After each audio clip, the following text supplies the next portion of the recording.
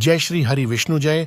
मां लक्ष्मी एकादशियों में सबसे बड़ी एकादशी कहे जाने वाली एकादशी आमल की एकादशी का व्रत सबसे बड़ा व्रत माना जाता है। यह व्रत न केवल जीवन में सुख शांति भौतिक सुख ऐश्वर्य संपदा उत्तम जीवन साथी और कार्य क्षेत्र में सफलता प्रदान करता है, बल्कि मरणोपरांत मोक्ष भी प्रदान करता है। हर एकादशी व्रत का एक अलग और खास महत्व होता है।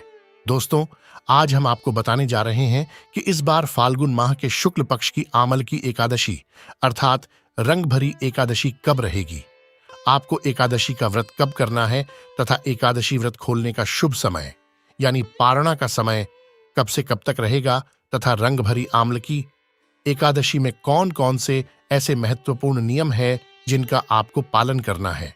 लेकिन उससे पहले दोस्तों, यदि आप भी अपने जीवन में मां लक्ष्मी और श्री हरि विष्णु की कृपा पाना चाहते हैं तो वीडियो को लाइक करके कमेंट में जय श्री हरि जय मां लक्ष्मी लिखना न भूले।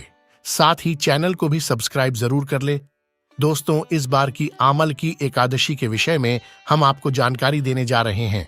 पूरे वर्ष में 24 एकादशी आती है, लेकिन जिस साल अधिक मास अर्थात पुरुषोत्तम मास आता है उस वर्ष 2 अधिक एकादशी हो जाती है, यानी कुल मिलाकर के 26 एकादशी है। प्रत्येक महीने में 2 बार एकादशी आती है, एक कृष्ण पक्ष में दूसरी शुक्ल पक्ष में।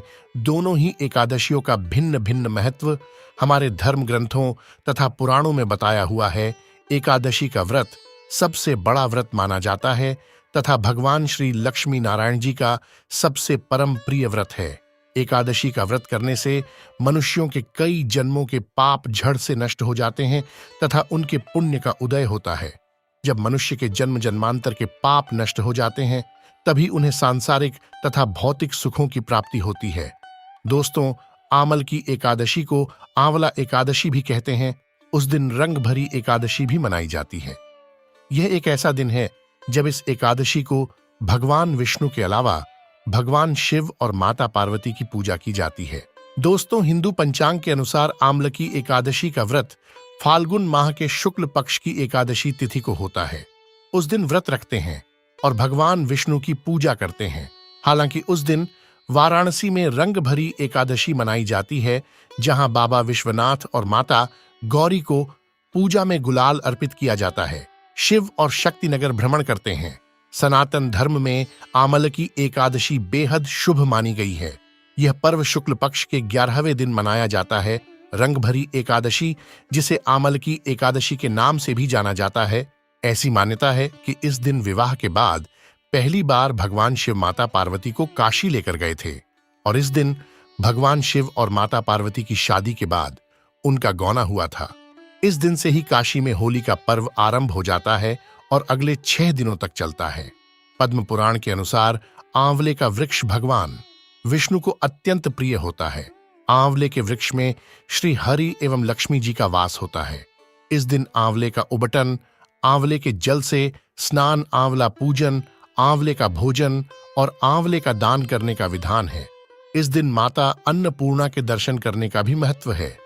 आज के दिन भगवान विष्णु के साथ साथ भगवान भोलेनाथ की पूजा करने का भी विधान है। इस एकादशी को आमल की एकादशी, आंवला एकादशी, रंग भरी एकादशी के नाम से जाना जाता है।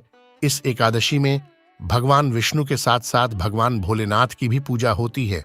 अगर आप इस एकादशी में सिर्फ भगवान विष्णु की पूजा करेंगे, भोलेनाथ को भूल जाएंगे, तो यह एकादशी आपके लिए इतनी अधिक फलदायी नहीं होती है, क्योंकि एक कथा है जिससे यह पता चलता है कि भगवान भोलेनाथ अपनी प्रिय नगरी काशी माता पार्वती को लेकर प्रथम बार काशी में उनका आगमन हुआ था। काशी वासियों ने काफी हर्ष उल्लास के साथ रंग अबीर से उनका स्वागत किया था। इसीलिए आज के दिन बाबा विश्वनाथ का विशेष श्रृंगार होता है, विशेष आरती होती है। वहां के लोग हर्षोल्लास के साथ होली खेलते हैं, गुलाल लगाते हैं।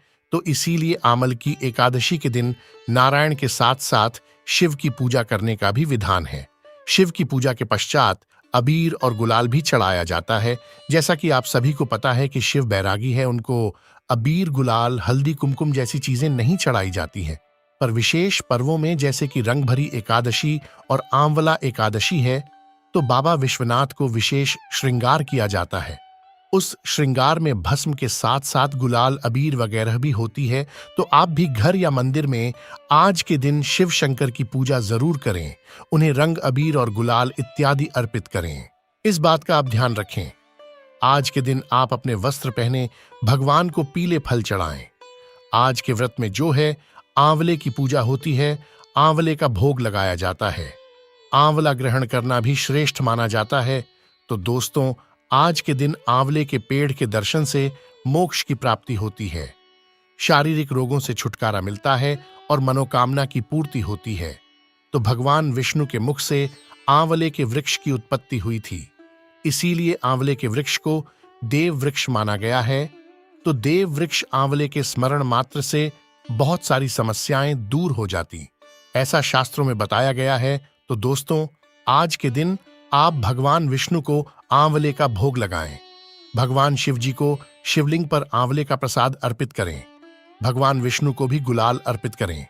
दोस्तों, अगर आप धन की समस्या से जूझ रहे हैं तो भगवान विष्णु के साथ माता लक्ष्मी की आराधना जरूर करें। दोस्तों, जब आप पर आर्थिक समस्या से जूझ रहे तो जब भगवान विष्णु की पूजा करें तो उनके साथ महालक्ष्मी की पूजा अवश्य करें। यह बात अलग है कि जब आप तुलसी के साथ भगवान विष्णु की पूजा कर रहे हैं तो उस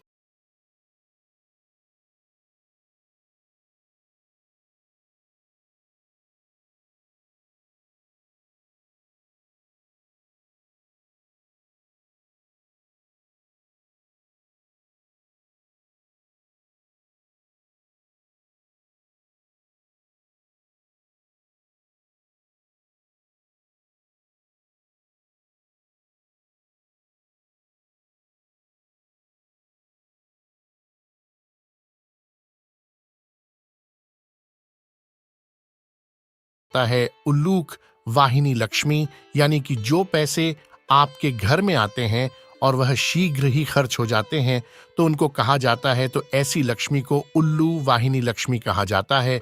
उल्लूक वाहिनी का अर्थ है कि माँ लक्ष्मी उल्लू पर सवार होकर के आती है और हम सभी जानते हैं कि माता का स्वरूप जो है वह चंचला होता है और वह चंचला है, इसलिए उल्लू पर बैठाती हो तुरंत ही निकल जाती है। परंतु वही भगवान विष्णु के साथ जब आप उनकी आराधना करेंगे तो गरुड़ वाहिनी यानी भगवान विष्णु के साथ गरुड़ पर सवार होकर के गरुड़ वाहिनी यानी गरुड़ पर गरुड़ के वाहन पर सवार होकर भगवान विष्णु के साथ आएंगी और आपके घर में स्थायी लक्ष्मी चीर लक्ष्मी का वास होगा। तो आज के दिन माता लक्ष्मी की पूजा जरूर करें।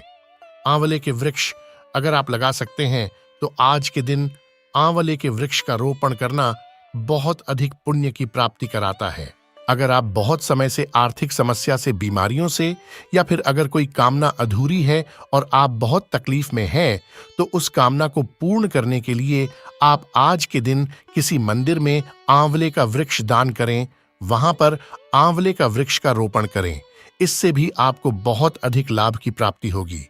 ऐसा करना आपको बहुत ही अधिक श्रेष्ठ फल की प्राप्ति कराता है। आइए जानते हैं कब है रंग भरी एकादशी मुहूर्त पारण का समय और महत्व। लेकिन आप लोगों से हाथ जोड़कर निवेदन है कि वीडियो को लाइक अवश्य कर दें। दोस्तों, हिंदू कैलेंडर के अनुसार इस बार फाल्गुन माह के शुक्ल पक्ष की एकादशी तिथि 20 मार्च को 12:21 पर शुरू होगी। इस तिथि का समापन 21 मार्च को 2:22 पर होगा। उदया तिथि के आधार पर आमल की एकादशी का व्रत 20 मार्च दिन बुधवार को रखा जाएगा। रंग भरी एकादशी भी 20 मार्च को है। आम्ल की एकादशी के दिन आप सूर्योदय के बाद से ही भगवान विष्णु की पूजा अर्चना कर सकते हैं। उस दिन सूर्योदय सुबह 6:25 पर होगा। उस दिन का ब्रह्म मुहूर्त प्रातः 4:50 से 5:37 तक है। 20 मार्च को आमल की एकादशी वाले दिन रवि योग, सुकर्मा योग और पुष्य नक्षत्र है। उस दिन रवि योग सुबह 6:25 से शुरू होगा और यह रात 10:38 तक रहेगा। रवि योग में सभी दोष मिट जाते हैं। इसमें सूर्य का प्रभाव अधिक होता है। रवि योग के अलावा अतिगंड योग सुबह से शाम 5:01 तक है। उसके बाद से सुकर्मा योग बनेगा जो पूरी रात है और अगले दिन शाम 5:42 तक रहेगा। व्रत वाले दिन पुष्य नक्षत्र है जो सुबह से रात 10:38 तक है। उसके बाद से अश्लेषा नक्षत्र है। आमल की एकादशी व्रत का पारण 21 मार्च दिन गुरुवार को किया जाएगा। उस दिन हरिवासर सुबह 8:58 पर खत्म होगा और पारण समय दोपहर 1:41 से शाम 4:07 तक है। इस समय में आपको पारण करके व्रत को पूरा करना चाहिए। अगर अगले दिन कोई और व्रत करना है, ऐसे में आप फलाहारी वस्तुओं से, जल से, फल से, मिश्री से या अन्य वस्तुओं से व्रत का पारण कर सकते हैं। लेकिन कोई और व्रत नहीं करना है तो आप भोजन से दाल, चावल, रोटी, सब्जी से भी व्रत का पारणा कर सकते हैं। लेकिन ध्यान रखें, एकादशी व्रत का जो पारणा किया जाता है उस समय ब्राह्मण को दान अवश्य करना चाहिए। ब्राह्मण को भोजन कराना चाहिए। अगर ब्राह्मण भोजन नहीं करवा पाते हैं तो ब्राह्मण को भोजन के निमित्त आटा, दाल, चावल सामग्री का दान करें। और यदि आप वस्तुदान नहीं कर सकते हैं, इस हेतु ब्राह्मण देवता को नगद राशि दान करके ब्राह्मण भोजन का संपूर्ण पुण्य प्राप्त कर सकते हैं।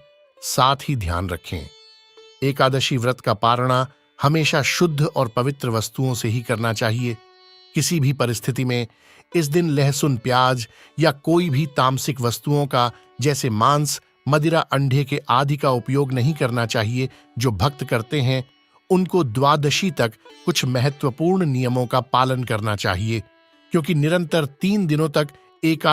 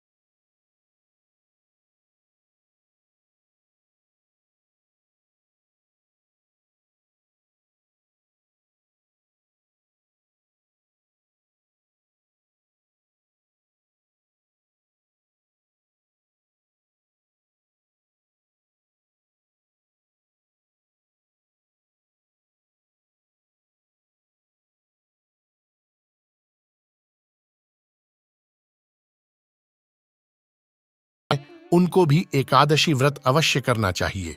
लेकिन भगवान का स्पर्श तथा भगवान का पूजन इस दिन इस परिस्थिति में नहीं करना चाहिए। और जो गर्भवती माताएं, बहनें होती हैं, अगर वह एकादशी का व्रत करना चाहती है तो कर सकती है, लेकिन अच्छी प्रकार से फलाहार करके ही उनको एकादशी व्रत का पालन करना चाहिए। वहीं दशमी के दिन आपको तुलसी जी से आज्ञा लेकर के तुलसी जी के पत्ते तोड़ सकते हैं। इसका कोई दोष नहीं है। जो माताएं, बहनें स्नान करती हैं, उसके बारे में कुछ धारणा ऐसी है कि प्राचीन परंपराओं में ऐसा कहा गया है कि एकादशी व्रत के दिन सिर धो करके स्नान नहीं करना चाहिए। एक दिन पहले यानी दशमी के दिन सर धो करके स्नान कर ले और एकादशी के दिन साधारण स्नान करके व्रत को आरंभ कर सकते हैं। इस बार दशमी तिथि के सभी नियमों का पालन आपको 19 मार्च 2024 को करना है और एकादशी व्रत का पारणा अगले दिन ही करना चाहिए। किसी भी परिस्थिति में एकादशी व्रत का पारणा एकादशी तिथि समाप्त होने के बाद ना करें। इस दिन विष्णु जी के मंदिर में दीप दान करना बहुत शुभ माना गया है। आज के दिन भगवान श्री विष्णु को जो भोग अर्पित किया जाता है उसमें तुलसी का पत्ता अवश्य होना चाहिए, लेकिन तुलसी के पत्ते आज तोड़े नहीं जाते हैं, इसलिए एक दिन पहले ही तुलसी का पत्ता तोड़कर रखना चाहिए। और अगर मान लीजिए कि आपने तुलसी के पत्ते नहीं तोड़े हैं, आज तो कल आप पूजा में जो पहले के रखे हुए तुलसी के पत्ते हैं उनका प्रयोग कर सकते हैं, या फिर तुलसी के पौधे के नीचे जो पत्ते गिर जाते हैं, सूखे पत्ते हो, तब भी आप उनको धोकर और भगवान श्री विष्णु को अर्पित कर सकते हैं। लेकिन आज तुलसी के पत्ते मत तोड़िएगा, इस बात का ध्यान रखें। और हाँ, इसके साथ ही एक और बात का ध्यान रखना चाहिए, जैसे कि आज एकादशी है तो तुलसी में सुबह के समय में जल अर्पित नहीं किया जाता है, लेकिन शाम के समय दीपदान अवश्य करना चाहिए। धार्मिक मान्यताओं के अनुसार आज के दिन तुलसी का निर्जला व्रत होता है, इसलिए तुलसी में जल अर्पित नहीं करते। लेकिन आज अगर आप दीप दान करते हैं और वहीं बैठकर आप ओम नमो भगवते वासुदेवाय नमः इस मंत्र का जप करते हैं, तो आपके मन की समस्त कामनाएं भगवान श्री विष्णु और माताजी की कृपा से पूर्ण होती है। तो एकादशी के व्रत के दिन तुलसी की पूजा अत्यंत आवश्यक होती है, और जिस प्रकार से एकादशी के दिन सुबह पूजा की जाती है विधि विधान से, उसी प्रकार से शाम के समय